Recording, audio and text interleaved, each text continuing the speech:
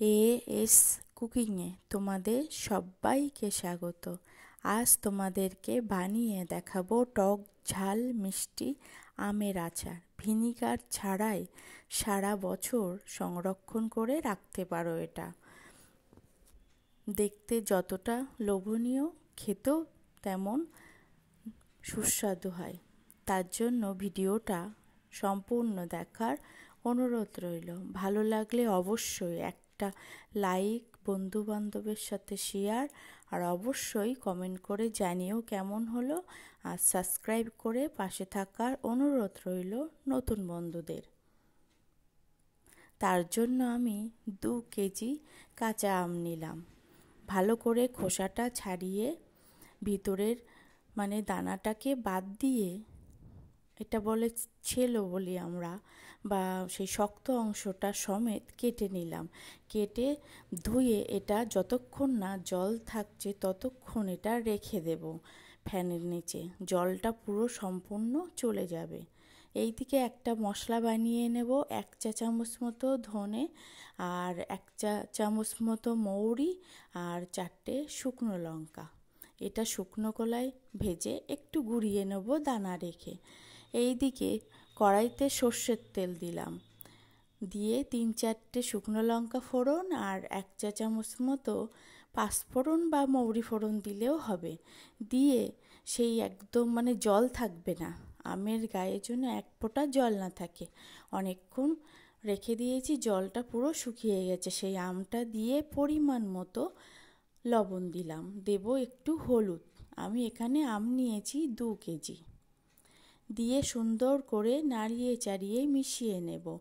ভাজতে ভাজতে দেখবে আমটা যখন একটু বেশ সিদ্ধ হয়ে এসছে, তখন আমি দেব 2 কেজি আমে আমি নিয়েছি 1 কেজি চিনি। চিনিটা দিয়ে অল্প নাড়িয়ে রেখে দেব। তাহলে তলা থেকে একটা ক্যারামেল মতো লালচে ভাব এসে যাবে। প্রথমে একটু মাখিয়ে নিলাম আমের সাথে, তারপরে কিছুক্ষণ জাল করে নেব। তার জন্য লালচে লালচে ভাব এসে যাবে, মনে হবে যেন এটা আমি গুড় দিয়ে বানিয়েছি। কিছুক্ষণ আর নাড়ব না। দেখেছো লালচে ভাব এসে গেছে, চিনিটা গলে জল হয়ে গেছে। এবার ভালো করে মিশিয়ে নিয়ে অল্প একটু দেব কাশ্মীরি লাল লঙ্কার গুঁড়ো।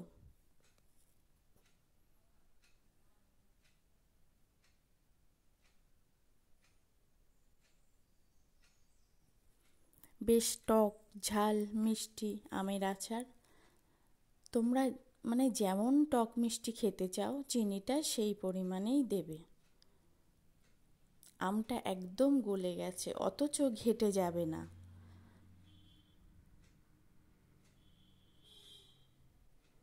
যে আমের গায়ে শক্ত অংশটা অনেকে ছেলো বলে আমাদের এখানে, তোমরা কি বলো জানিও, থাকবে অথচ গলে যাবে। এবার হয়ে এসছে, চেখে নিয়ে সেই ভেজে রাখা গুঁড়িয়ে রাখা মশলাটা দিয়ে দিলাম, দিয়ে একটু মিশিয়ে নিলাম। এই ঝোলটা কিন্তু থাকবে না, ঠান্ডা হলে এটা বসে যাবে। মিশিয়ে নিয়ে কিছুক্ষণ রেখে দিয়ে একটা প্লেটে তুলে নেব, বা একটা বাটিতেও তুলে নিয়েছি। ঠান্ডা হয়ে গেলে একটা কাচের বয়ামে ভরে রেখে দিলে সারা বছর এটা ভালো থাকে। ওই যে আমের গায়ে একদম জল রাখিনি, ওই জন্য এতে কোনো ভিনিগার দেয়া লাগবে না, এমনিতেই ভালো থাকবে। এইভাবে তোমরা একবার বাড়িতে বানিয়ে দেখো, আর অবশ্যই কমেন্টে জানাতে ভুলো না যে কেমন হলো। যে কেউ খুব সহজে খুব তাড়াতাড়ি এটা বানিয়ে নিতে পারো।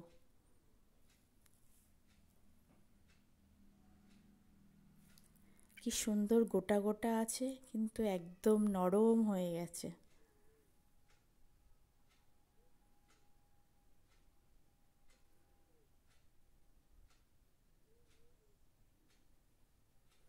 ভালো লাগলে অবশ্যই একবার বানানোর অনুরোধ রইল, আর একটা লাইক দিয়ে ভিডিওটা সম্পূর্ণ দেখার অনুরোধ রইল।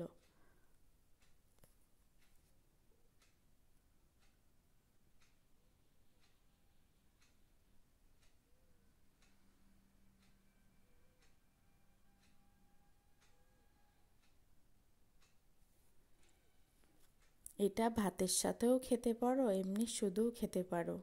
শেষ পাতে দারুণ লাগবে কিন্তু।